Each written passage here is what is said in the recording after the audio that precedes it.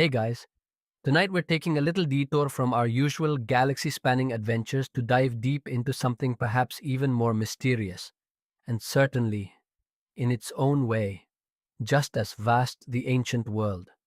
Specifically, we're going to gently drift back in time to ancient Greece, a place many of you might imagine as the cradle of democracy, philosophy, and epic heroes. But tonight, we are not focusing on Pericles or Plato. Oh no. We're going to quietly pull back the luxurious, albeit probably not that clean, drapery of history to peek into a part of life that was, let's just say, less than glamorous for half the population. Tonight, we're going to explore what marriage truly sucked for women in ancient Greece. And trust me, if you were around back then, you probably wouldn't survive a week. The sheer lack of basic comforts, not to mention rights, would have most of us running for the hills, or at least for a time machine. So, before you get comfortable, take a moment to like the video and subscribe, but only if you genuinely enjoy what I do here. And as you settle in, maybe share where you're listening from tonight and what time it is for you. Now, dim the lights. Maybe turn on a fan for that soft background hum. And let's ease into tonight's journey together. Imagine, if you will, a world where your very existence, your entire purpose, was defined by your relationship to a man. You are born, and your father is your owner, your protector, your decision maker. Then, almost before you can truly understand the world around you, you are transferred, quite literally, as property to another man, your husband. This wasn't some dramatic plot twist in a play. This was the mundane, undeniable reality for women in ancient Greece. Your value wasn't measured by your wit, your aspirations, or your unique personality, but by your dowry and your capacity to bear sons. It's a concept so foreign to our modern sensibilities, so utterly jarring, that it's almost hard to wrap your head around while you're snuggled under your comforter, perhaps with a cup of chamomile tea steaming beside you. But for countless women, for centuries, this was simply the way things were. You find yourself in Athens, a bustling city, full of vibrant debate and philosophical inquiry, but none of that touches your life directly. Your days unfold almost entirely within the confines of your oikos, your household. This isn't just a house, it's an economic and social unit, a miniature kingdom where the male head, the Kyrios, holds absolute sway. You, as a woman, are an integral part of this oikos, certainly, but you are not its master.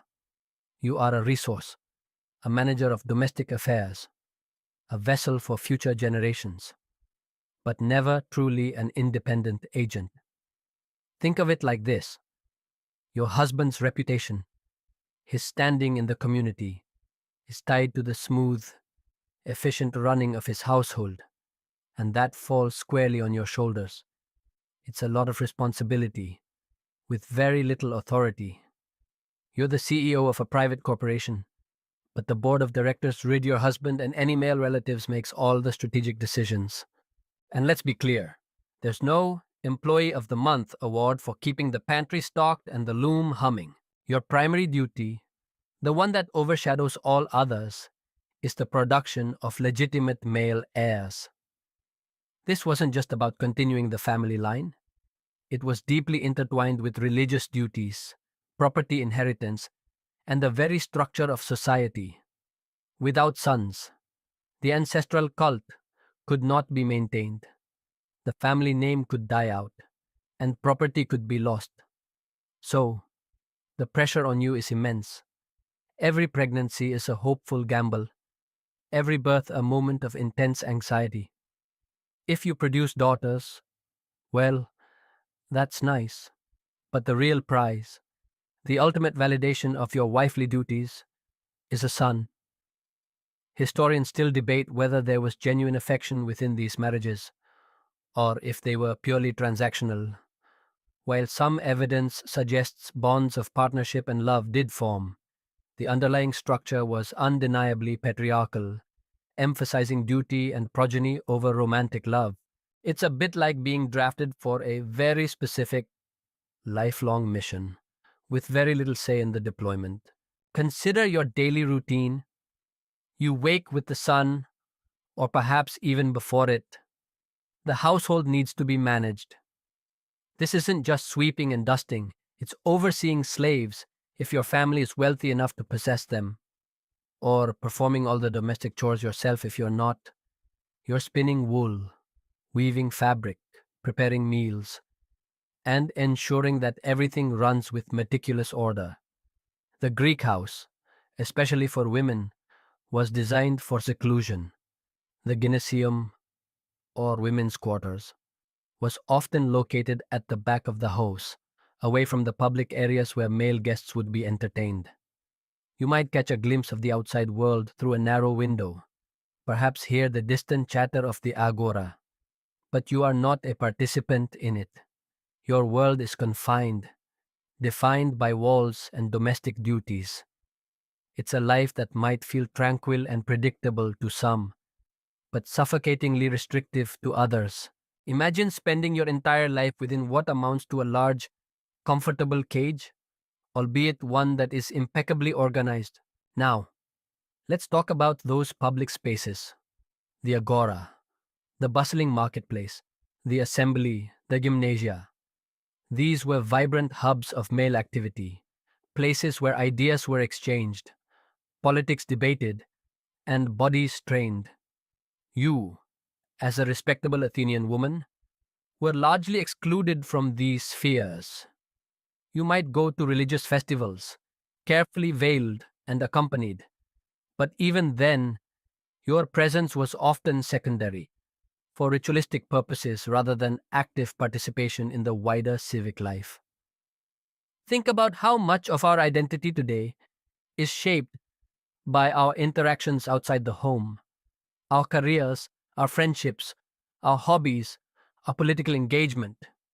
For women in ancient Greece, these avenues were largely closed off. Your identity was almost entirely subsumed by your role as wife and mother. You were the silent foundation upon which the grand edifice of Athenian democracy and philosophy was built, but you were never invited to the grand opening. And what about your voice? In a society so enamored with rhetoric and public speaking, your voice, if heard at all, was meant to be quiet, demure, and confined to the domestic sphere. The ideal Athenian woman was often described as one who was rarely seen outside her home, and of whom the least was said, good or bad. It's a rather stark contrast to the outspoken, strong female characters we admire in modern media, isn't it? Imagine a world where your accomplishments, your thoughts, your opinions were largely unrecorded and uncelebrated outside the narrow confines of your family. It's enough to make you feel a little claustrophobic just thinking about it. One might wonder, then, how marriages were even arranged. Forget dating apps or romantic rendezvous. Marriages were almost exclusively arranged by the Kyrios, your father, or if he was deceased, your closest male relative. Love was not a prerequisite. Alliance, property, and progeny were the driving forces. You might not even meet your husband until the wedding day, a day that marked your transition from one male authority to another. It's a transaction, a transfer of legal responsibility and property, rather than a union of two individuals. You are a pawn in a larger game of social and economic maneuvering, your feelings and desires secondary, if considered at all. It's a stark reminder that the concept of individual autonomy is a relatively recent invention, one we often take for granted. Even the wedding itself was less about celebrating your union and more about your formal transfer. The rituals were steeped in tradition, certainly, but they underscored your subordinate status. You would be bathed, dressed, and then led from your father's house to your husband's, often on a cart or chariot. accompanied by a procession. This wasn't just a party, it was a public declaration of your new ownership.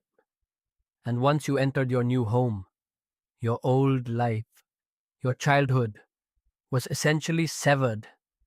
You were now firmly entrenched in your husband's oikos, your loyalties and duties now fully transferred to him and his family. It's a bit like being traded to a new team in a sport, except the game is life, and you don't get to choose your new uniform. The concept of fidelity also operated on a deeply uneven playing field. For you, as a wife, absolute fidelity was not just expected, but demanded. Your husband had every right to punish you, even to divorce you, if he suspected infidelity. The legitimacy of his heirs depended on your unwavering loyalty. For him, however, the rules were far more relaxed. While he was expected to produce legitimate heirs within the marriage, extramarital affairs with prostitutes, concubines, or even male lovers were generally tolerated, provided they didn't impinge on his domestic duties or threaten the integrity of his oikos. This glaring double standard is a classic example of the power imbalances embedded within ancient Greek society. It's almost like a do as I say, not as I do playbook, but with much higher stakes for you. When you consider the daily grind, the constant pressure to conform, the lack of a public voice, and the unequal expectations, it paints a rather bleak picture of marriage for women in ancient Greece. It wasn't a partnership of equals. It was a hierarchical structure designed to maintain lineage, consolidate wealth, and uphold the patriarchal order. The little luxuries and simple freedoms we enjoy today, a walk alone, a conversation with a stranger, the pursuit of an education, a career, these were simply not within the realm of possibility for the vast majority of respectable Greek wives. It's a sobering thought, isn't it? To live a life so entirely circumscribed, so utterly devoid of personal choice, where your very purpose was dictated by biological function and societal expectation. Yet, within these constraints, women found ways to manage, to exert subtle influence, to build relationships, and to raise families. But the fundamental truth remains for women. Ancient Greek marriage was, in many ways, a raw deal. All right, let's pick up where we left off, drifting deeper into the domestic landscape of ancient Greece. If you thought the general concept of women as property was a bit of a bummer, hold on to your pillow. Because next up, we're talking about the age old practice of child brides and forced unions, a reality that would make most modern sensibilities absolutely real. You see, while we tend to romanticize ancient Greece as this beacon of enlightened thought for young girls, their futures were often decided for them long before they could even grasp the concept of marriage, let alone consent to it. Imagine, for a moment, that you are just a young girl, perhaps no older than 12, maybe even 10. Your days are spent learning the basics of household management from your mother, perhaps playing simple games or helping to tend to younger siblings. The world beyond your oikos is largely unknown, a distant hum of male voices and public affairs. Then, one day, your father, your Kyrios, announces that arrangements have been made. You are to be married, not in 5 years, not when you are ready, but now. This isn't a fairy tale, it's a stark, practical decision based on family alliances, economic considerations, and the ever present need for legitimate heirs. Your feelings on the matter, largely irrelevant, your burgeoning personality, your nascent dreams, unaddressed. You are a commodity, a valuable asset to be exchanged for the benefit of your family. It's a transaction, pure and simple, and you are the principal item on the ledger. The typical age for a girl to marry in ancient Athens was around 14 or 15. Boys, on the other hand, usually married in their late 20s or early 30s, meaning there was often a significant age gap between husband and wife. Imagine marrying a man who could easily be your father, or even older, simply because it suited your family's interests. This age disparity further cemented the power imbalance within the marriage. He was a fully developed adult, experienced in the world, while you were barely past childhood, largely confined to the domestic sphere. He was your teacher, your master, your everything. It's a dynamic that practically screams power imbalance, doesn't it? You're not just entering a marriage, you're entering an apprenticeship in adulthood with a very strict, usually much older boss. There was no courtship as we understand it, no awkward first dates, no hesitant hand holding, no butterflies in the stomach. The entire process was handled by the male heads of the families, often through intermediaries or formal agreements. The idea of choosing your partner based on love or mutual attraction was, for most Athenian women, a concept as foreign as air conditioning. Your role was to accept the choice made for you, to adapt, and to fulfill your duties. It's a chilling thought, particularly when we consider how much modern society emphasizes personal choice and autonomy in romantic relationships. To have such a fundamental life decision made for you without your input must have felt like being swept along by an unstoppable current. This practice of early, arranged marriages served several practical purposes in ancient Greek society. Firstly, it ensured the purity of the lineage. By marrying young, girls were presumed to be virgins, guaranteeing that any children they bore were indeed the legitimate offspring of their husbands. This was paramount for inheritance laws and the continuity of the oikos. Secondly, it helped forge and maintain alliances between families. A marriage could solidify economic ties, secure political influence, or resolve disputes. Think of it less as a love match and more as a business merger, where you are the valuable asset being transferred. It's a highly pragmatic approach to matrimony, stripping away any hint of romance and leaving only cold, hard calculations. Of course, the practicalities didn't make it any easier for the young women involved. Imagine the terror, the confusion, the sheer sense of being overwhelmed, moving from the familiar comfort of your childhood home to a stranger's house, now your husband's house. You are expected to manage a household, oversee slaves if any, bear children, and navigate complex social dynamics, all while still essentially a child yourself. It's like being thrown into the deep end of the pool before you've even learned to float. And if you struggled, well, there wasn't exactly a support group for bewildered child brides. You were expected to adapt, to fulfill your role, and to do so with quiet dignity.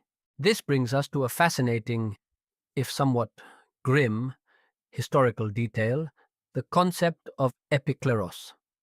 An epikleros was a daughter who was the sole heir to her father's property because he had no male descendants.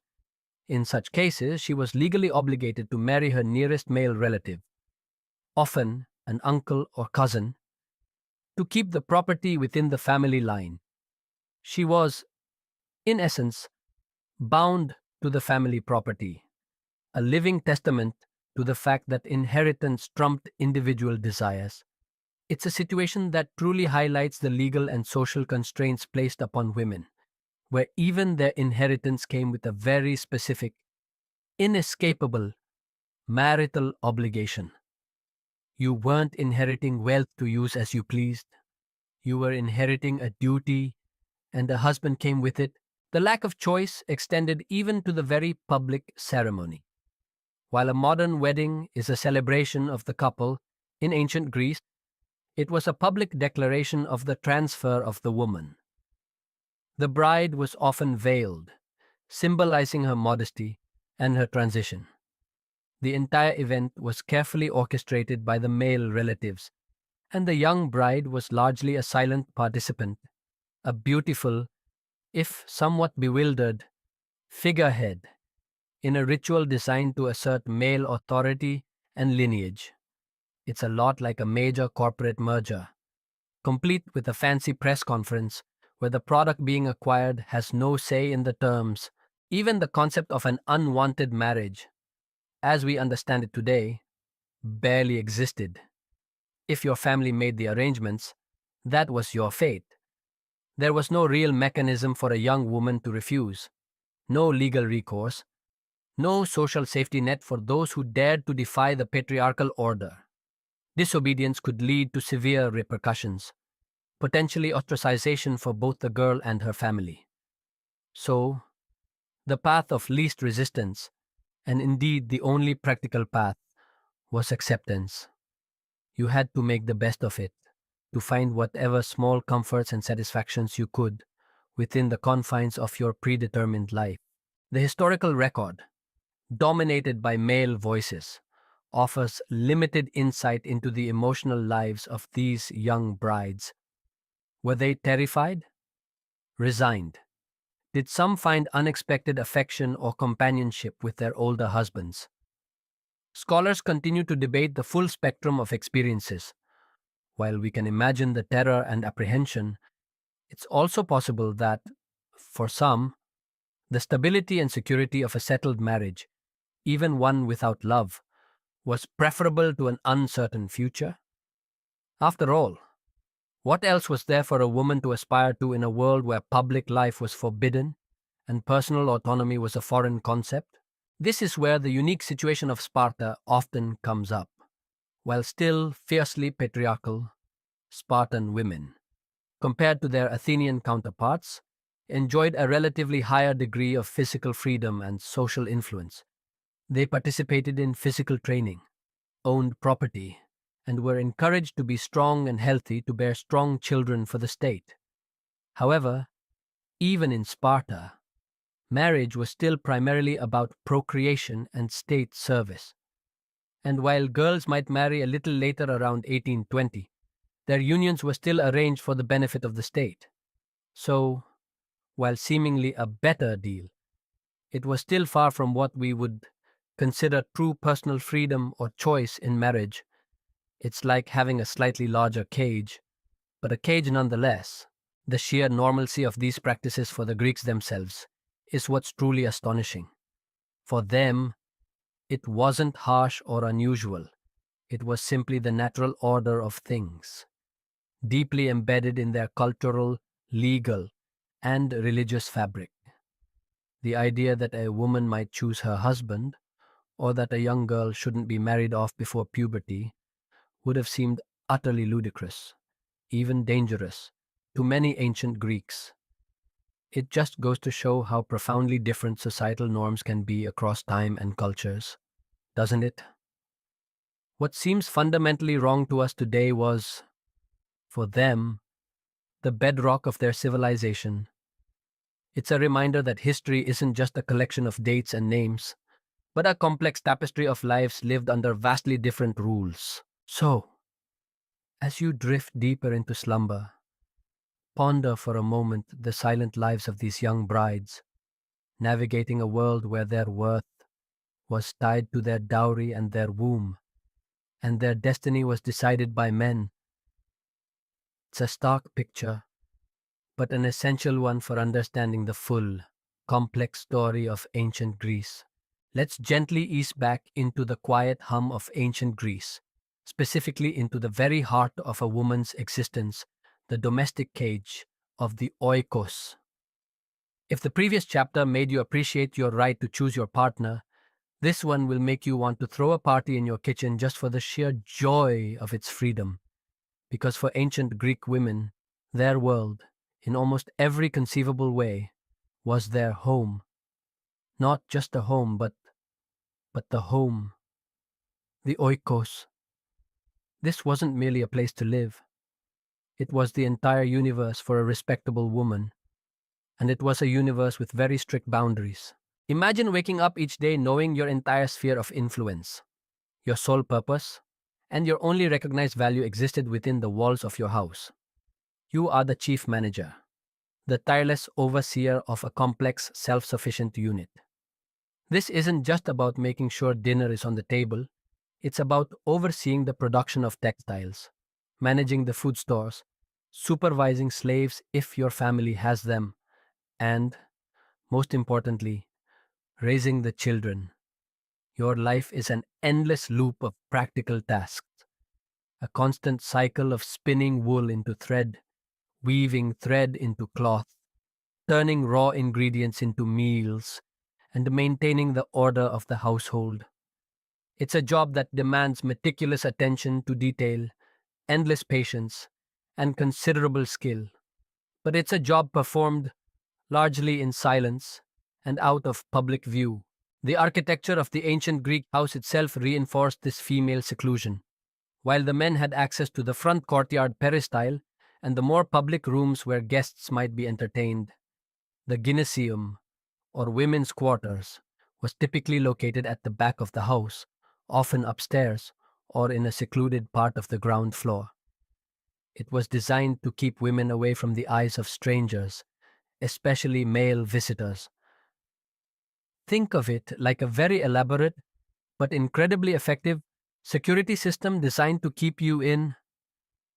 You might catch glimpses of the outside world through small, high windows or hear the distant sounds of the city, but you are not meant to be a part of it.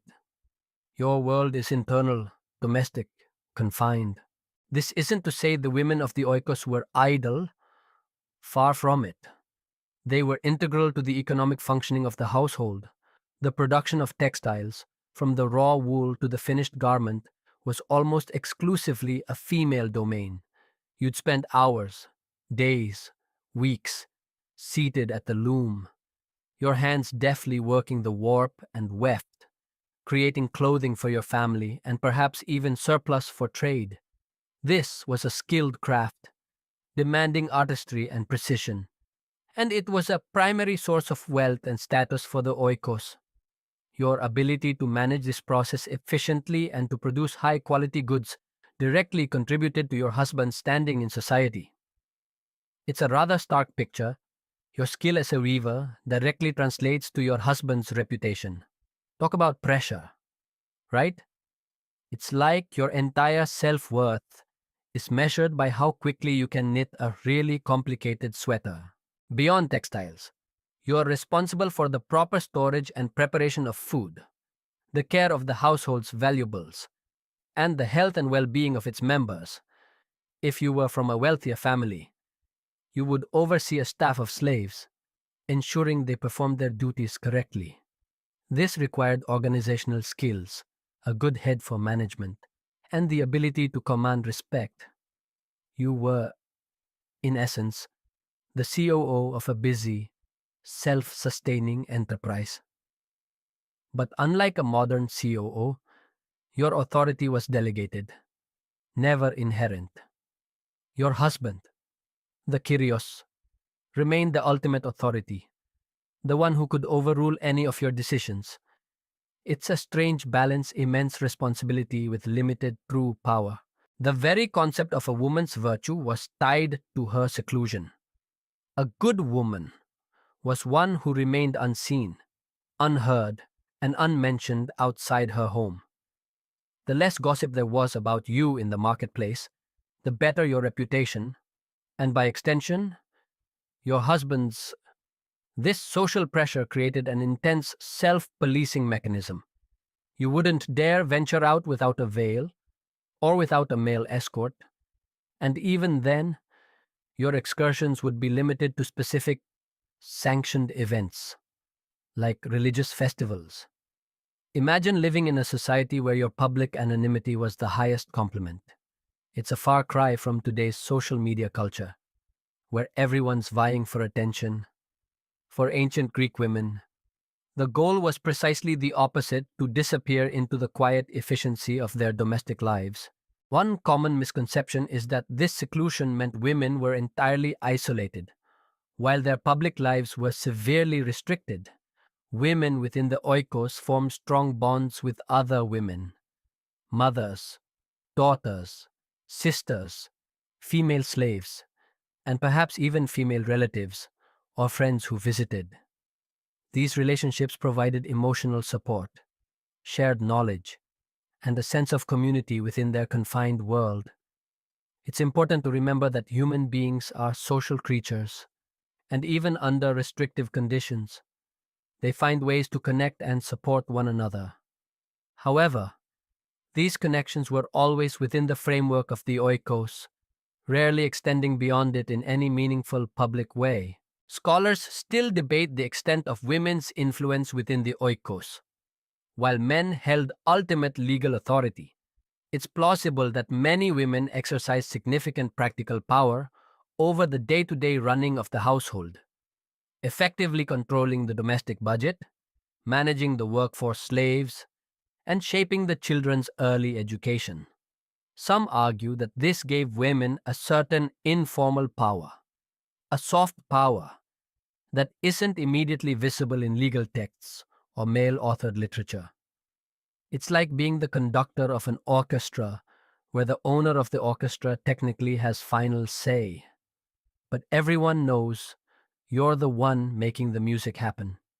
Still, this influence was always conditional on the husband's approval and could be withdrawn at any time. Consider the role of the wife as the primary educator of young children. While boys would eventually be sent off for formal education, particularly in Athens, girls remained at home, learning domestic skills and basic literacy, if at all, from their mothers. This gave mothers immense influence over the moral and practical upbringing of their children, shaping the next generation within the confines of their domestic sphere. It's a subtle but significant power, ensuring the continuity of cultural norms and household traditions. You're not just raising kids, you're cultivating the future of the oikos, one well behaved, obedient child at a time. Even leisure activities were often confined to the home. Women might gather to weave, to tell stories, or to play simple games, but these were largely private affairs, far removed from the symposia and public games enjoyed by men. It's a lifestyle that emphasizes practicality over pleasure, duty over diversion. Imagine your entire social life revolving around knitting circles and gossip sessions in your living room. Sounds cozy? Perhaps, but also incredibly limited when compared to the vast array of social opportunities available today. The reality of this domestic confinement also meant that women were largely unprotected from their husbands.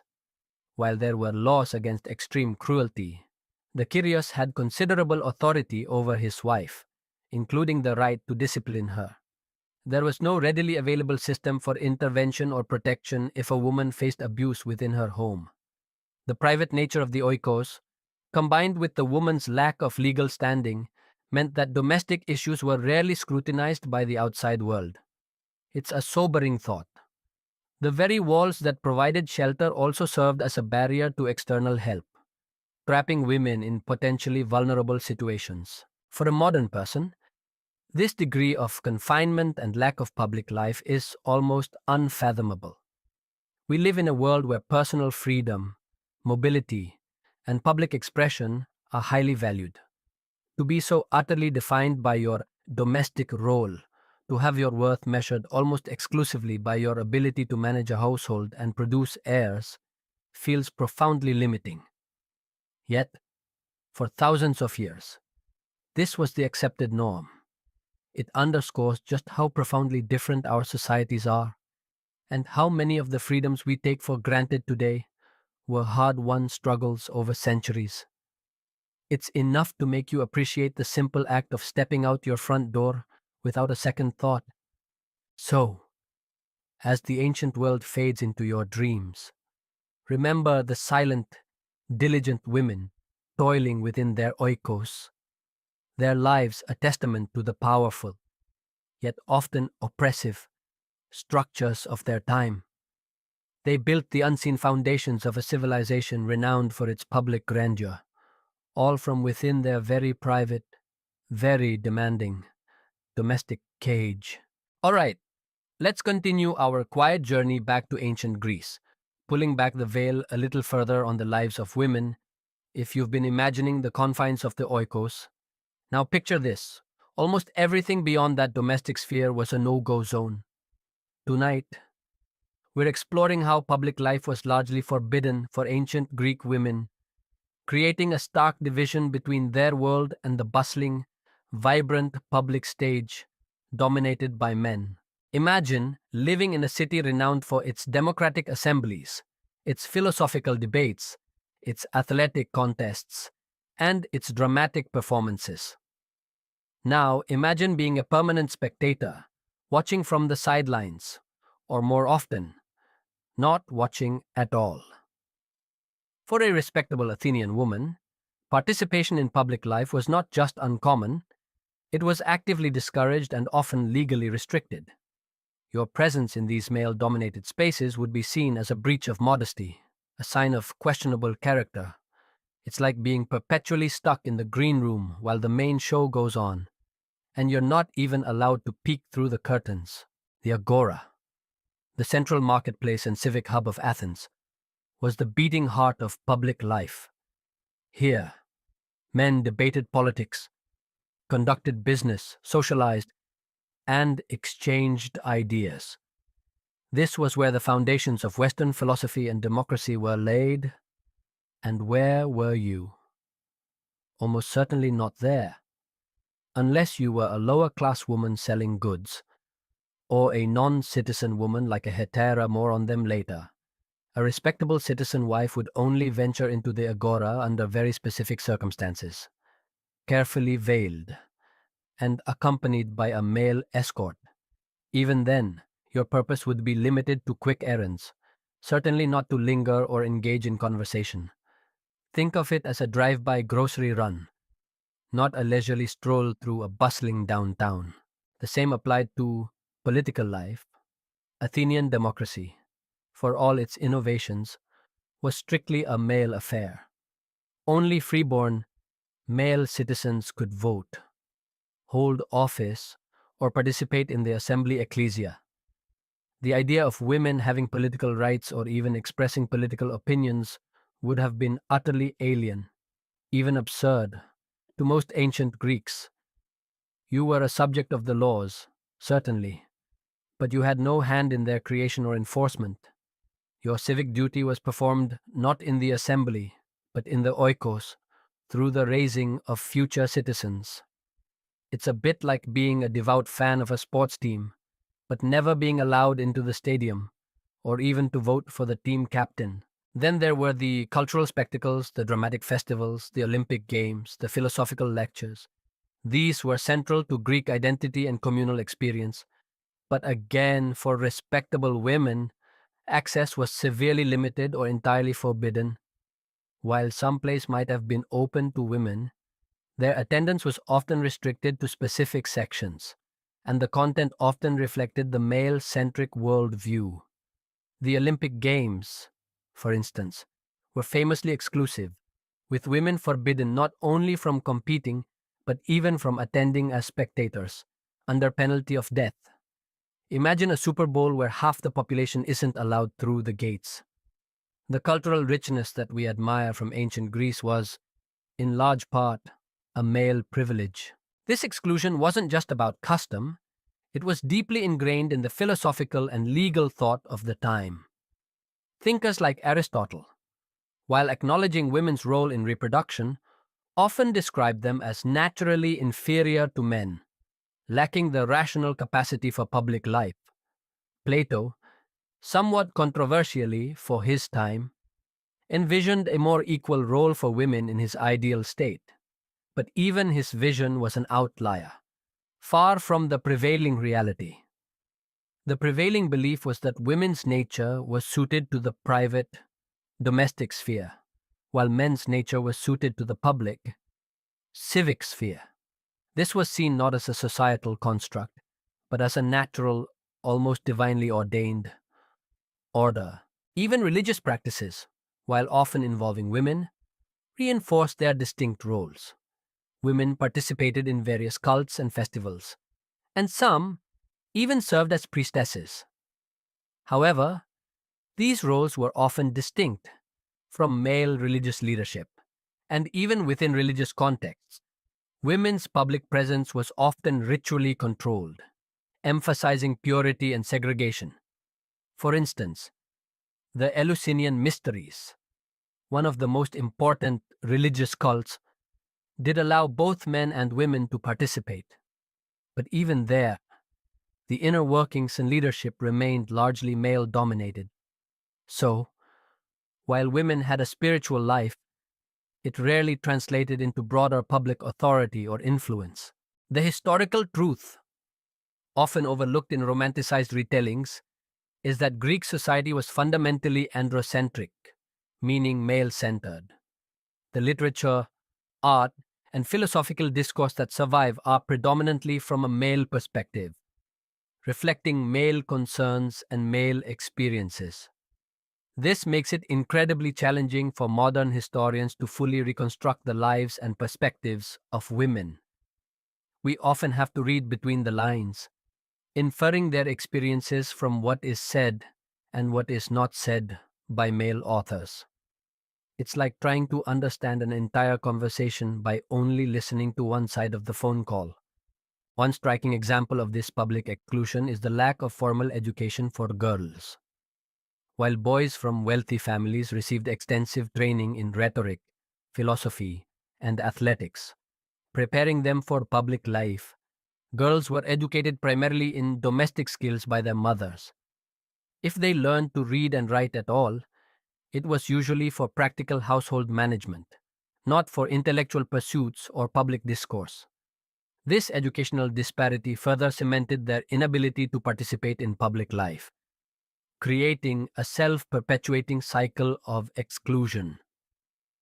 How could you engage in political debate if you hadn't been taught the art of rhetoric? The only exceptions to this rigid public-private divide were typically for women of the lower classes, who, out of economic necessity, often had to work outside the home as vendors, laborers, or wet nurses. However, their public presence was often viewed with less respect, seen as a necessary evil rather than a sign of social standing. Then there were the hetairai, educated female companions who did participate in male symposia and intellectual discussions, but whose social status was complex and often precarious, despite their relative freedom. They existed outside the strictures of respectable marriage, occupying a liminal space, but their lives were also often dictated by male desires and financial dependency. It's a stark choice, respectability and confinement, or a different kind of freedom with a significant social cost. For us, living in a world where women are CEOs, politicians, scientists, and artists, the thought of such absolute exclusion from public life is almost unfathomable. We celebrate diversity, equal opportunity, and the myriad contributions of all members of society. The ancient Greek model, while innovative in its own ways, was built upon a deeply unequal foundation when it came to gender. It's a powerful reminder that progress, particularly in social justice, is not linear or inevitable. The rights and freedoms that women enjoy today are the result of centuries of struggle and societal shifts, a far cry from the enforced invisibility of their ancient Greek counterparts. So, as you drift deeper into the quietude of your night, imagine a bustling city where half its inhabitants are virtually unseen, unheard, and unknown in the vibrant public square. It's a humbling thought, a testament to how far society has evolved, and a quiet nod to the unseen women who, despite their constraints, silently shaped the very fabric of their world. Let's continue our journey through the quiet corners of ancient Greek marriage, focusing now on a rather unromantic yet absolutely crucial aspect: dowries and divisions, the financial chains that often bound a woman's fate. If you think budgeting for a wedding is stressful today, imagine your entire future value being encapsulated in a lump sum of money or goods that you, personally, had no control over. Imagine being born into a family, and from almost the moment you draw breath, your worth is being calculated, not in terms of your personality or potential, but in material terms. Your father, or your kyrios, is meticulously planning your dowry, a sum of money, property, or goods that accompanies you into your marriage. This wasn't some optional wedding gift. It was a fundamental component of almost every respectable marriage in ancient Greece, especially in Athens. Think of it like a substantial non refundable deposit that your family pays to your husband, guaranteeing your place and providing for your basic needs within his household. It was a financial bridge, connecting one oikos to another, but you were the human cargo crossing it. The dowry served multiple critical purposes. Firstly, it was a form of financial security for the wife. While the dowry legally belonged to the husband upon marriage, he was generally expected to manage it for her benefit, and was often obligated to return it to her family if the marriage ended, particularly through divorce initiated by him. This provided a crucial safety net for women who, remember, had no independent legal standing or means of earning a living. If your husband divorced you, your dowry was your ticket back to your paternal home, preventing you from becoming destitute. It's a rather grim form of financial planning, isn't it? Your only insurance policy is a lump sum of money tied to your marital status. Secondly, and perhaps more importantly from the husband's perspective, the dowry often represented the wife's contribution to the new oikos. It could be used to set up the household, purchase slaves, or invest in land or business ventures. In a society where women themselves couldn't own property or engage in most financial transactions independently, the dowry was the mechanism through which their families transferred wealth and cemented social alliances. It wasn't about giving you money, it was about investing in the marital unit you were joining, and by extension, in your husband's economic standing. It's a bit like buying a house, and the sellers include a generous cash rebate that goes straight to your partner. The size and nature of the dowry also reflected the social status of both families involved. A substantial dowry signaled wealth and prestige, enhancing the husband's reputation and solidifying the alliance between the families. Conversely, a small or non existent dowry could make it difficult for a woman to find a suitable husband, underscoring how deeply intertwined a woman's marital prospects were with her family's financial capabilities. Imagine being judged, not by your character, but by the financial heft of your family's offering. It puts a whole new spin on making a good impression. What's particularly striking is the complete lack of agency you, as the woman, had over this significant sum. It was negotiated by men, transferred between men, and managed by men. You couldn't invest it, spend it, or even directly claim it without the intervention of your kyrios. You were the reason the dowry existed, but not its master. This perfectly illustrates the pervasive legal and financial dependency of women in ancient Greek society. Your financial well being was utterly tethered to male control, a chain that, while sometimes providing security, also reinforced your subordinate position. Consider the implications of this system for marriage stability. If a husband divorced his wife, he was usually required to return her dowry. This could act as a deterrent for frivolous divorces, especially if the dowry was large and the husband had already spent or invested it. In a way, the dowry served as a kind of financial collateral, encouraging husbands to think twice before dissolving a marriage. However, this also meant that women from poor families who brought smaller or no dowries were potentially more vulnerable to being divorced, as the financial penalty for their husbands was less significant. It's a rather stark economic reality. Your marital security could depend on how much your family could afford to give away. The legal complexities surrounding dowries were quite intricate, and scholars still debate many of the specific rules across different city states and historical periods. For instance, in Athens, the dowry was usually a specific agreement, and its terms could vary. Some dowries might include land, others cash, and still others household goods or slaves. But the fundamental principle remained consistent. It was a transfer of assets from the bride's family to the groom, with specific stipulations for its management and potential return.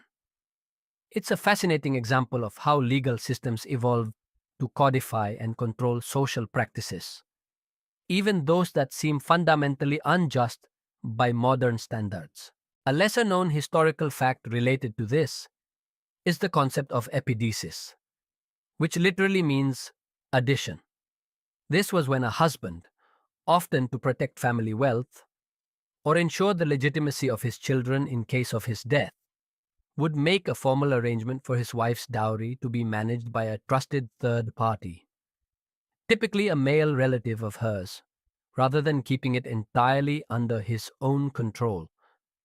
This shows a subtle, perhaps accidental, mechanism that occasionally offered an extra layer of protection for the dowry and, by extension, for the wife, highlighting the complexities and occasional nuances within what was otherwise a rigidly patriarchal system.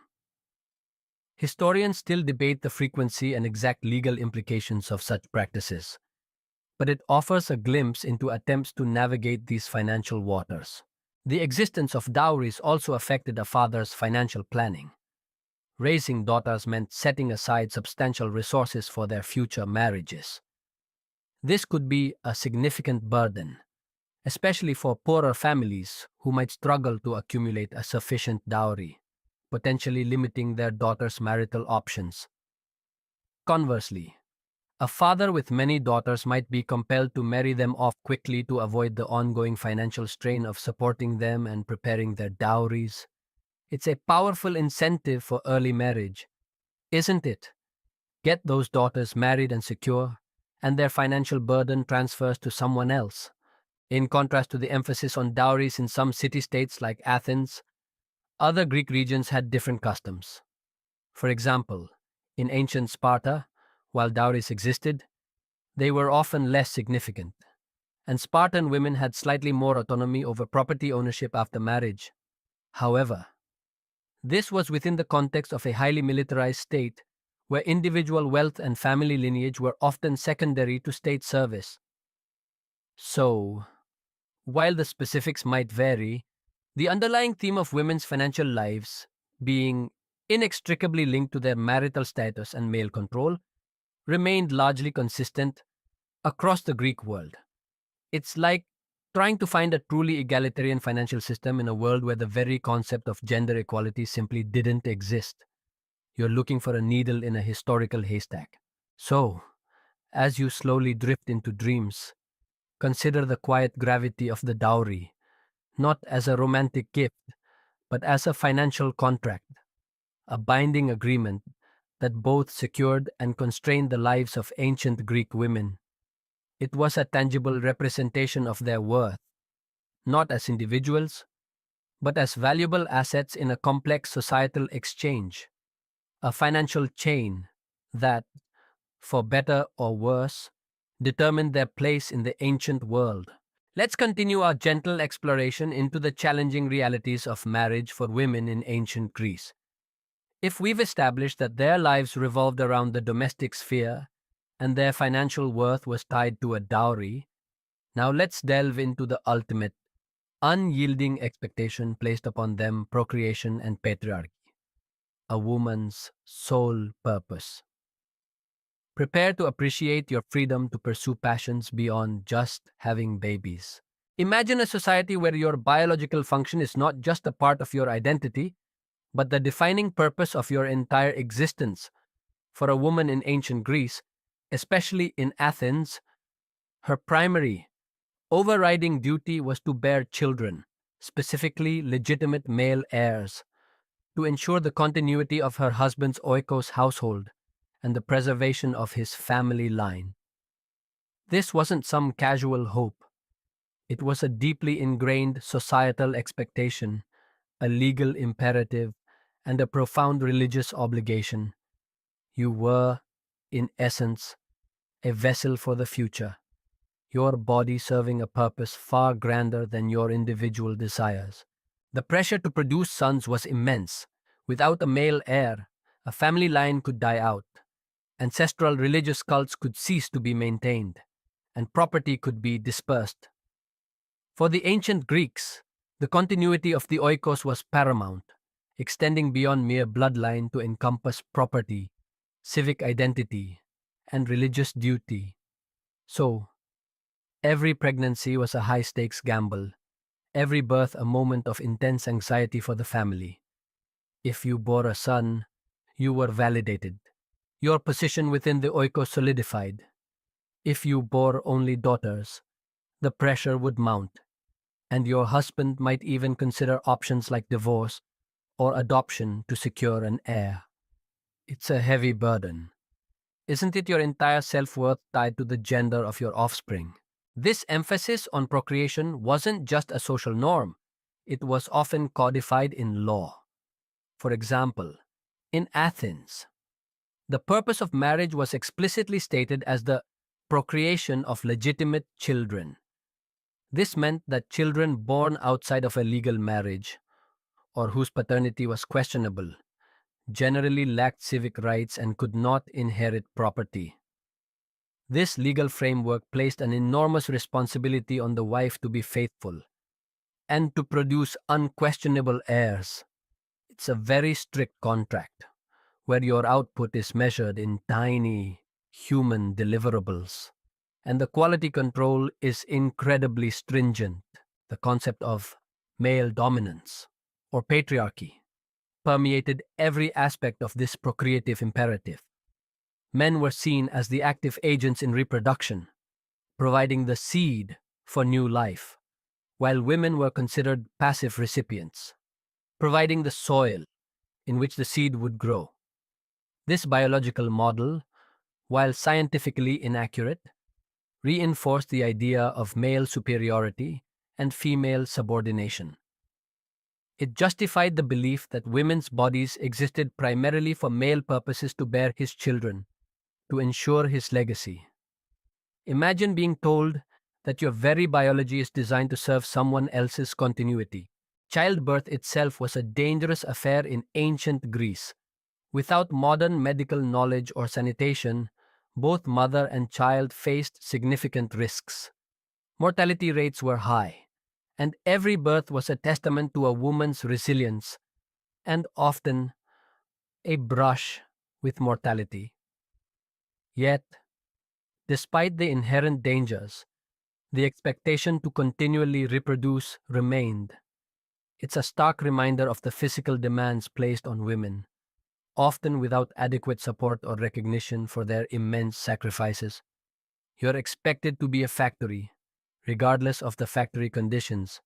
Beyond just giving birth, the rearing of children, especially male children, fell squarely on the mother's shoulders. At least in their early years, she was responsible for their moral upbringing, their early education, if any, and instilling in them the values of the oikos. This was a crucial role, shaping the next generation of citizens and ensuring the continuity of the family's traditions. So, while denied public roles, women held immense influence over the formative years of future citizens, a subtle but significant power within their confined domestic sphere. It's like being the uncredited executive producer of a major motion picture. Historians continue to debate the extent of infanticide, particularly of female infants, in ancient Greece. While direct evidence is scarce and the practice was not universally accepted, it's believed that some families might have exposed unwanted infants, especially girls, if they couldn't afford to raise them or if they already had too many daughters. This grim possibility underscores the immense pressure to produce sons and the lower value sometimes placed on female lives in a patriarchal society driven by inheritance and lineage. It's a dark shadow hanging over the narrative of procreation. For a woman who failed to produce a male heir, the consequences could be severe. If her husband divorced her for this reason, she would be returned to her paternal home, a social failure. While her dowry would typically be returned, her prospects for remarriage might be diminished, especially if she was older or still unable to bear sons. This created a profound sense of anxiety and pressure, making the act of procreation not just a biological function, but a lifelong test of worth. It's a performance review where your entire future depends on one specific deliverable. Some scholars argue that despite the patriarchal framework, the role of mother was one of the few sources of genuine power and respect for women within the oikos. A mother who successfully raised virtuous sons contributed directly to her husband's reputation and her family's legacy. This gave her a certain moral authority, particularly as her sons grew older. However, this authority was always contingent on her status as a wife and mother, never truly independent of her relationship to men. It's a limited form of power, like being a respected general in a war where the ultimate commander is always male. The focus on procreation also meant that female bodies were primarily viewed through a reproductive lens. Their health, their diet, and their physical activities were often geared towards ensuring their fertility and successful childbirth. While modern society increasingly recognizes women's bodies as belonging to themselves, ancient Greek society saw them, in many ways, as belonging to the oikos and its need for continuity. This medical and social understanding further cemented the idea of a woman's body as a tool for procreation rather than an independent entity. It's truly fascinating how a single biological function could so utterly define a person's existence. For ancient Greek women, to be a wife was to be a mother, and to be a mother was to be a conduit for the family line. All other aspirations, talents, and desires were secondary, if acknowledged at all. This wasn't a choice, it was destiny, woven into the very fabric of their society. It's a powerful testament to how different our concept of individual purpose has become, moving beyond purely biological roles to embrace a vast spectrum of human potential. So, as your thoughts drift and your eyelids grow heavy, remember the silent weight of expectation that rested upon the shoulders of ancient Greek women, the profound, unyielding demand to procreate, to ensure the continuation of a legacy that was, ultimately, not their own. It was their sacred duty, their societal purpose, and in many ways, their defining, if confining, role in the ancient world. Let's continue our soft descent into the historical nuances of ancient Greek women's lives. If the respectable wife was confined to her domestic duties and procreative purpose, tonight we'll glimpse a fascinating, albeit complex, contrast the shadow of the courtesan. Different fates. Prepare to consider that even freedom in ancient Greece came with its own distinct set of chains. Imagine a city like Athens, where the respectable citizen wife rarely stepped outside her home. Now, picture another type of woman, one who moved with relative ease through the public spaces, attended male symposia drinking parties, engaged in witty conversation, and sometimes even held considerable intellectual sway. These were the hetaerae, singular hetaera, a class of highly cultivated, often foreign-born, women who occupied a unique and ambiguous position in ancient Greek society. They were, in many ways, the antithesis of the citizen wife, yet their lives were also profoundly shaped by male desire and societal constraints. Unlike citizen wives, who were expected to be demure and silent in public, heterae were often educated in music, dance, rhetoric, and philosophy. They were companions to wealthy men, not just for sexual favors, but for intellectual stimulation and sophisticated conversation. Think of them as the ancient Greek equivalent of a modern socialite, mixed with an academic, but with a highly precarious social standing. They were the ones who could actually hold their own in a philosophical debate at a drinking party, a stark contrast to the quiet wives tucked away in the gymnasium. This distinction, though seemingly offering more freedom, came at a significant cost.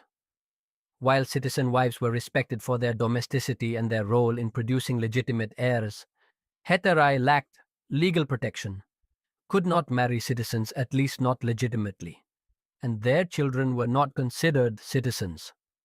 Their freedom was often contingent on their beauty, their wit, and their ability to attract wealthy patrons. It's a bit like being a rock star who sells out stadiums, but without a steady income or health insurance, you have public adoration, but very little long term security. The lives of heterae also varied greatly depending on their individual circumstances, their beauty, and their intelligence.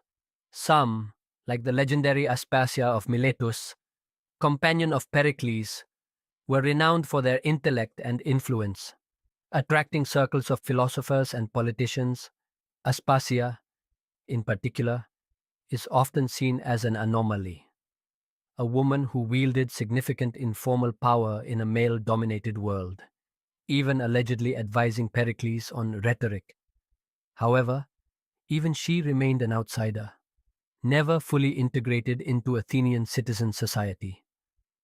Her influence was indirect, a shadow behind the official political stage.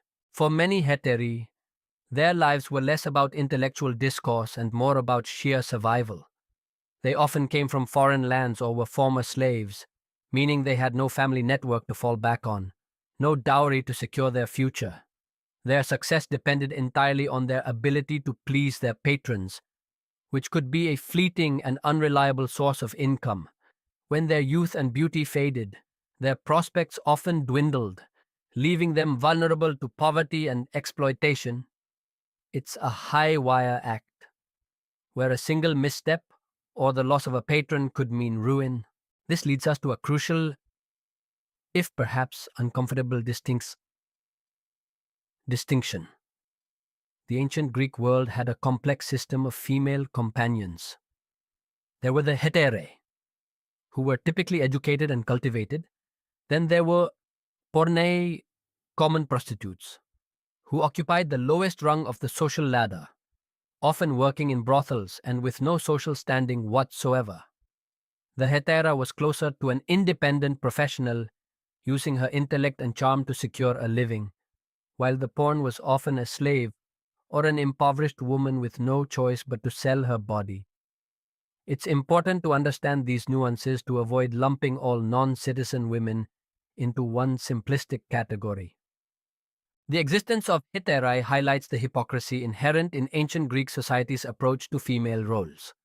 While citizen wives were confined to ensure the purity of the lineage, men actively sought out heterae for intellectual companionship and pleasure outside the confines of their marriage. This created a peculiar double standard: wives for legitimate heirs and domestic management, heterae for stimulation and entertainment. It's a system that neatly divided female roles to serve male needs. Without ever granting true equality or autonomy to any woman, historians still widely debate the true extent of power and agency heterae possessed. Were they truly free compared to citizen wives, or simply operating under a different, more fluid set of constraints? While they could own property, participate in public events, and engage with prominent men, their lives were still ultimately dependent on male patronage. Their freedom was a conditional one, granted by men and always subject to withdrawal. It's like being allowed to drive a very fancy car, but only as long as someone else is paying for the gas. A lesser known detail about heterae is their role in social gatherings. Unlike respectable wives, who would retire when male guests arrived, heterae were specifically invited to symposia, the all-male drinking parties where intellectual discussion, poetry, and philosophy flourished. They provided entertainment, led witty banter, and often served as muses or intellectual sparring partners. This unique access to the male intellectual world, even if conditional, offered them a window into a sphere that was utterly closed off to citizen wives. It was a fascinating, if unequal, exchange of ideas and companionship.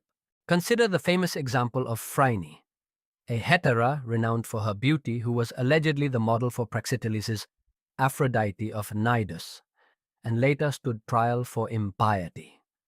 Her story, though likely embellished, illustrates the public prominence and legal precariousness that some hetaierae faced. While she commanded immense wealth and influence, her status as an outsider meant she could be targeted and prosecuted in ways that a respectable citizen wife, shielded by her kyrios, might not have been. Her very visibility made her vulnerable. The freedom of a hetera was always a balancing act, a tightrope walk between allure and exploitation.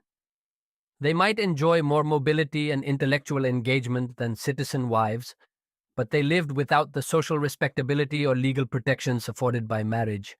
Their lives, while seemingly more vibrant on the surface, often lacked the stability and long-term security that a legitimate marriage, for all its constraints, could provide.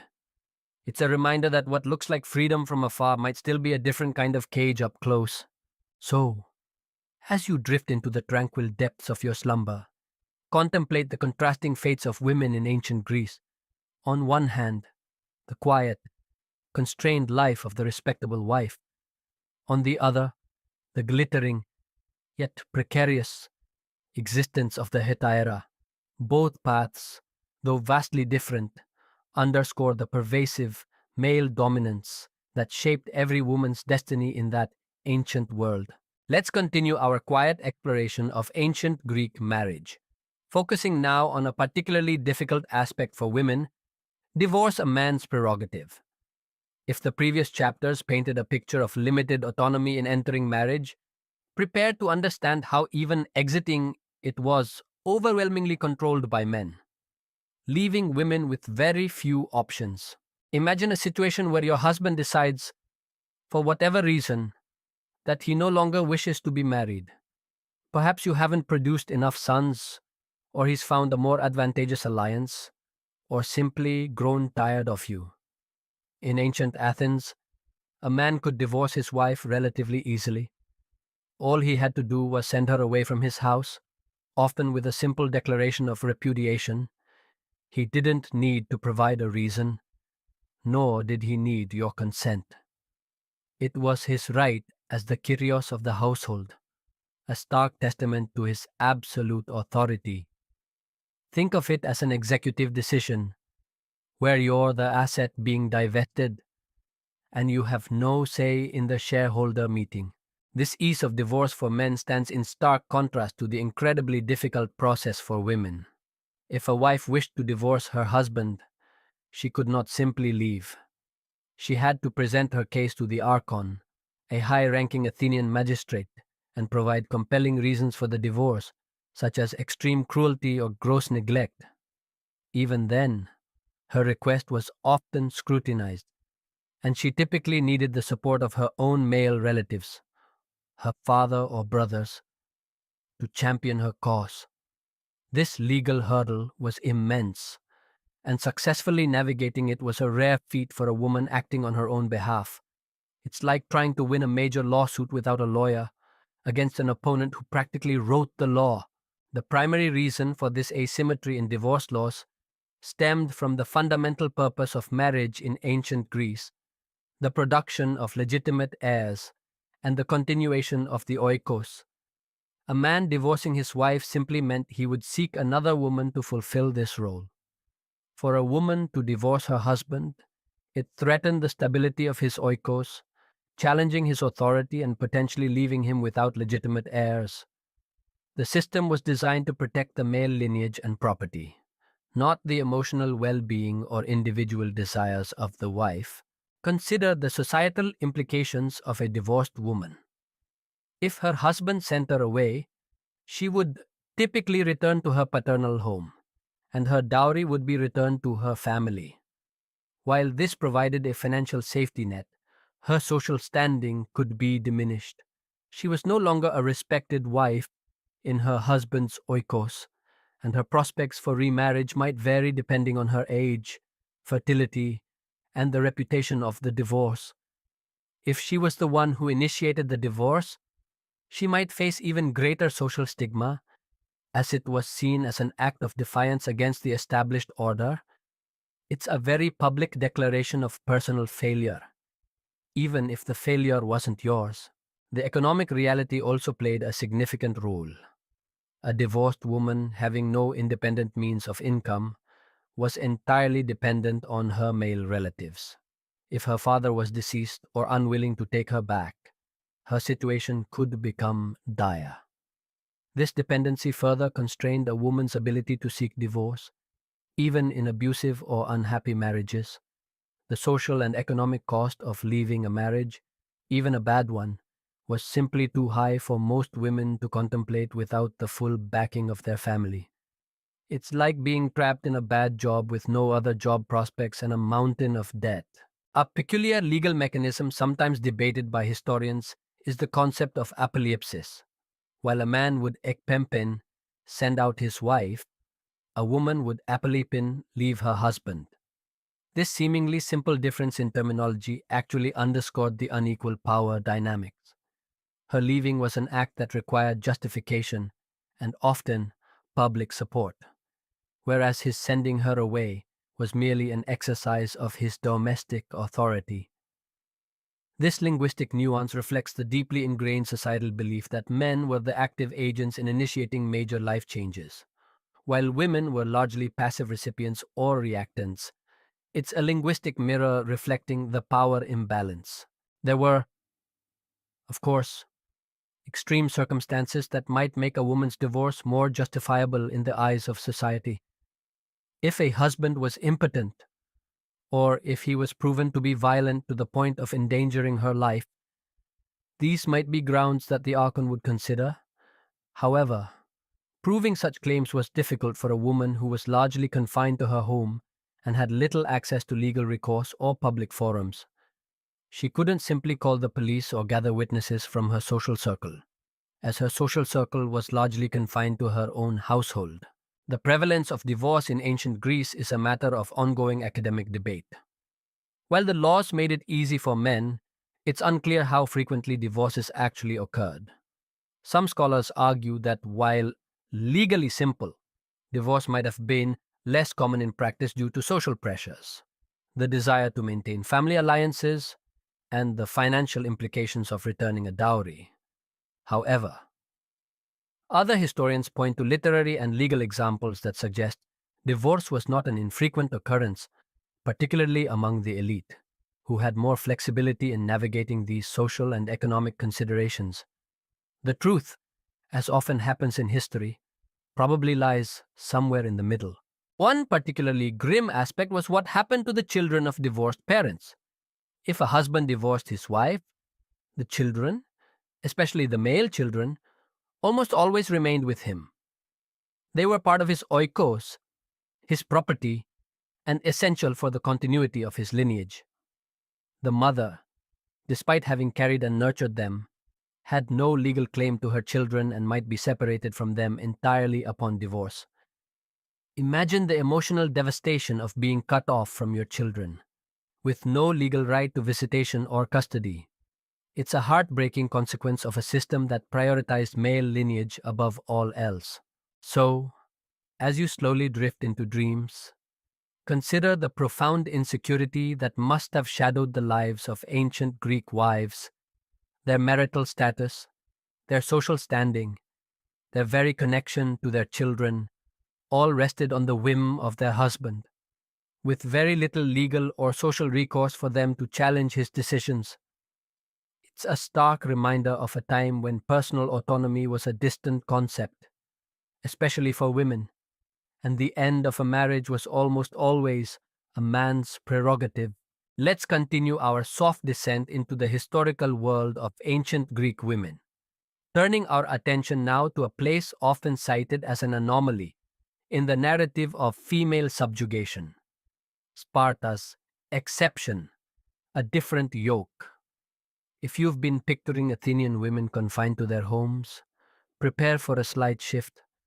But remember, even in Sparta, freedom for women came with its own unique and stringent set of societal controls. Imagine, for a moment, a city state built on military might, discipline, and a communal way of life. This is Sparta, a stark contrast to the bustling, intellectually vibrant Athens. Here, the values of individual expression and philosophical debate were secondary to the rigorous demands of the state. And within this unique society, women's lives unfolded in ways that often seem surprisingly progressive when compared to their Athenian counterparts. But don't be fooled.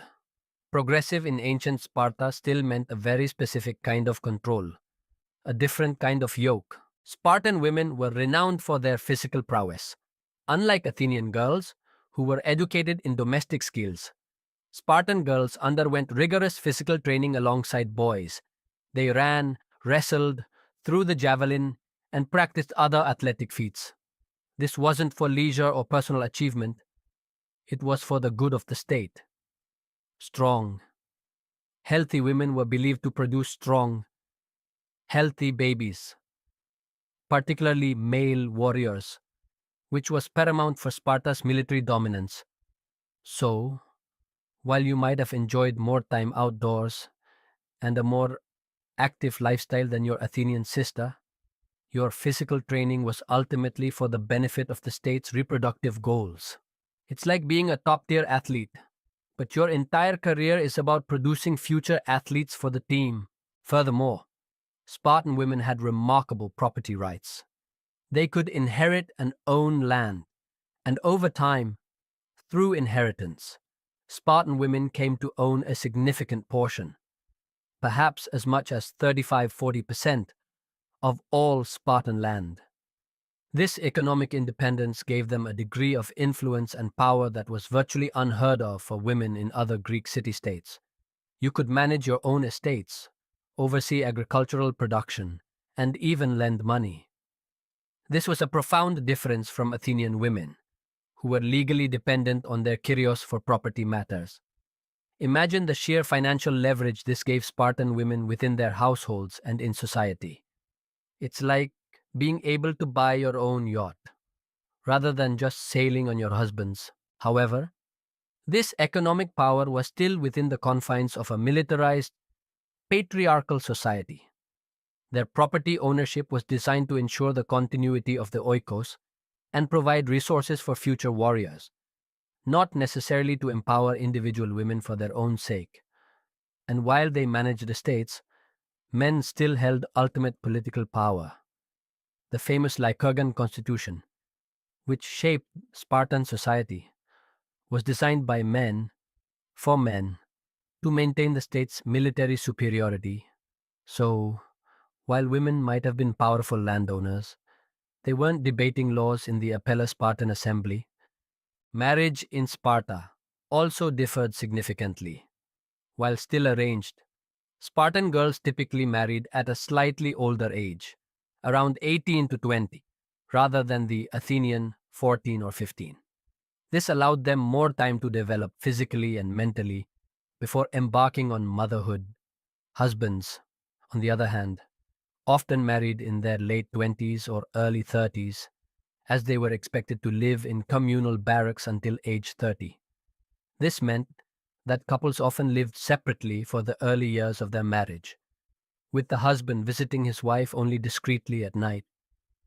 It's a peculiar marital arrangement, almost like a long-distance relationship. But in the same city, one of the most unusual Spartan practices, and one that sparks considerable academic debate, was the concept of wife sharing, or lending a wife to another man. This was not promiscuity, but a formal arrangement, typically for the purpose of procreation.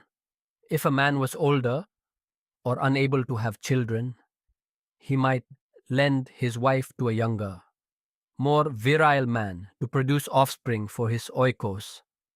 This was done with the consent of the husband and often the male relatives, and the children born from such unions were considered legitimate heirs of the original husband.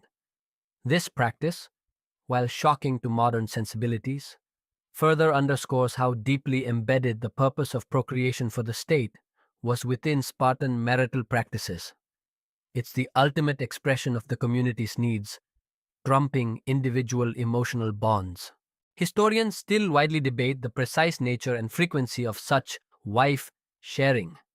Some argue it was rare, reserved for specific circumstances, while others suggest it was more common, a pragmatic approach to ensuring a robust population of warriors. Regardless, it highlights a profound difference in marital philosophy. The individual couple's bond was secondary to the state's need for strong children. It's a concept that really makes you appreciate the emphasis on individual consent and emotional connection in modern relationships. Despite their relative freedoms, Spartan women were still primarily defined by their reproductive capacity and their role in producing future warriors. Their entire upbringing, their physical training, and even their marital arrangements were geared towards this single, overriding purpose. They were valued not for their individual intellect or desires, but for their contribution to the Spartan military machine.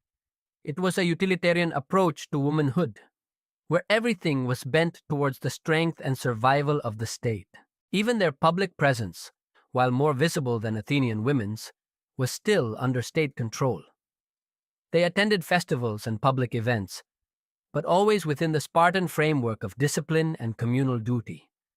Their famous frankness and assertiveness, celebrated in some ancient accounts, were likely a product of their unique upbringing, but also remained within the bounds of what was deemed acceptable for Spartan female citizens.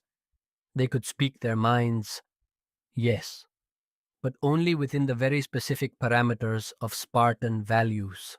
So, while the Spartan exception offers a glimpse of women enjoying greater physical freedom and economic power than their Athenian sisters, it's crucial to understand that this came within the context of an entirely different, equally restrictive societal yoke. Their lives were dedicated to the state, their bodies trained for procreation, and their individual desires often secondary to the needs of the community. It was a fascinating, complex alternative to the Athenian model. But it was far from a modern concept of female liberation. Let's now gently conclude our journey through the intricate and often challenging landscape of marriage for women in ancient Greece. We've explored confinement, control, and duty. But as we ease towards the end, let's consider a quieter, more nuanced aspect. Whispers of resistance, small acts of defiance. While grand rebellions were largely impossible, women sometimes found subtle ways to navigate, influence, or even subvert the patriarchal structures that defined their lives. Imagine, for a moment, the immense pressure and pervasive control we've discussed for a woman with no legal standing, no public voice, and her entire life dictated by men. Overt rebellion was simply not an option. Such an act would likely lead to severe punishment, social ostracization, and economic ruin, not just for herself, but potentially for her entire family. Yet, human beings, regardless of their societal constraints, are remarkably resilient and resourceful. Within the confines of their oikos, women often found subtle, indirect ways to exert influence, express their agency, and carve out small spaces of personal autonomy. One of the most potent, yet unrecorded, forms of resistance was the sheer act of efficient household management. While seemingly mundane, a well-run oikos was crucial to a man's reputation and financial stability. By expertly managing slaves, overseeing textile production, and meticulously organizing resources, a wife could wield considerable practical power. Her husband relied on her competence, and her ability to make his household run smoothly gave her a certain indispensable quality. This wasn't direct defiance, but it was a quiet assertion of skill and capability that subtly shifted the balance of power within the domestic sphere. It's like being the only person who knows how to fix the finicky coffee machine in the office. Everyone depends on you, even if they don't explicitly say so. Consider, too, the power of maternal influence. As the primary caregiver and educator of young children, especially sons in their formative years, a mother had immense sway over the minds and characters of the next generation. She instilled values, taught lessons, and shaped perspectives. While her goal was to raise obedient citizens, she could also, perhaps inadvertently or subtly, transmit her own experiences, her own resilience, and her own quiet wisdom. This was a long term, indirect form of influence, but it was profoundly impactful, molding the men who would eventually hold power. It's like planting seeds of thought that might blossom years later, long after you've tended them. There are also glimpses in ancient literature, particularly in comedies and tragedies, of women who were far from meek.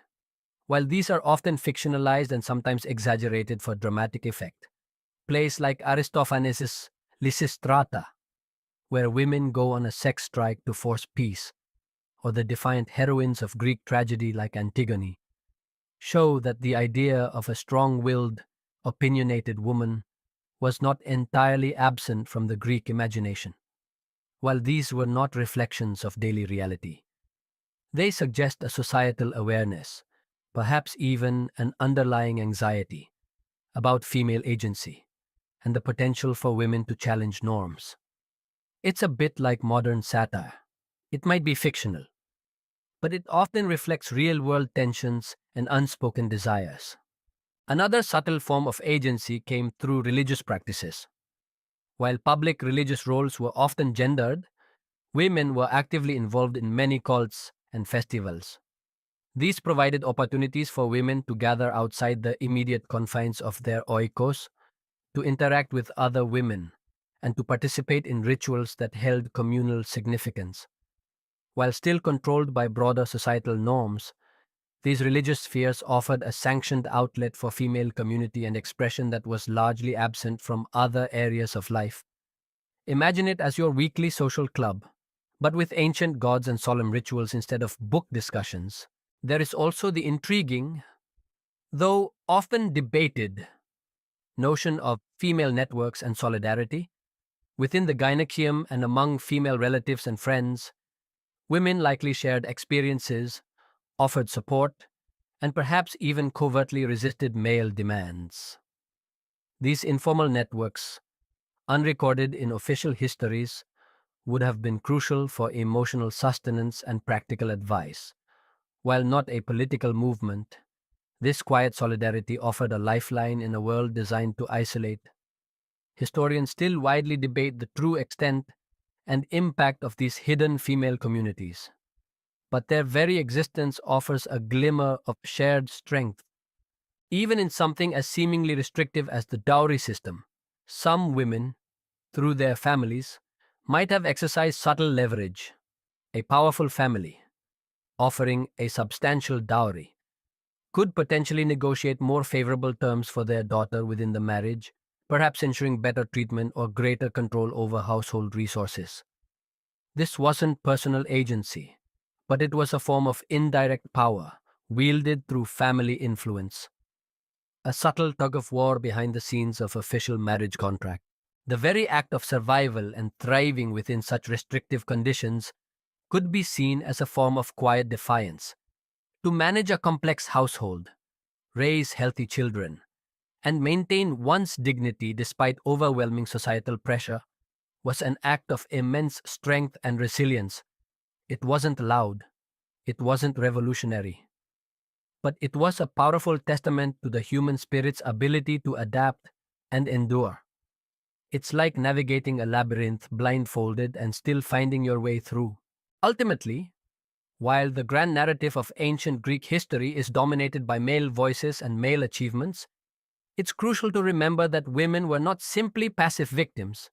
They were active, intelligent individuals who, within their severely limited spheres, found ways to live, to influence, and to occasionally, subtly, push back against the forces that sought to define them entirely. These were not the revolutions we see in history books, but the quiet, everyday acts of survival, resilience, and unrecorded agency that shaped their personal worlds, one whisper at a time. All right, as the last echoes of ancient Greece fade into the stillness of your night, I hope this journey has offered you a new perspective, perhaps a deeper appreciation for the freedoms we often take for granted. It's a humbling thought, isn't it, to consider lives lived under such different stars, where the very concept of personal autonomy, especially for women, was a revolutionary idea yet to be born. Remember, history isn't just about dates and battles, it's about the everyday lives, the quiet struggles, and the enduring spirit of people long past. So, as you drift deeper into the comforting embrace of sleep, let these ancient echoes settle gently in your mind. Take a deep, slow breath. Feel the weight of your blankets, the softness of your pillow. Let the stories of yesterday blend into the dreams of tonight. There's no rush, nowhere to be but here, in this quiet moment. Rest easy, knowing that the vast tapestry of history holds countless more tales waiting to be discovered, one peaceful night at a time.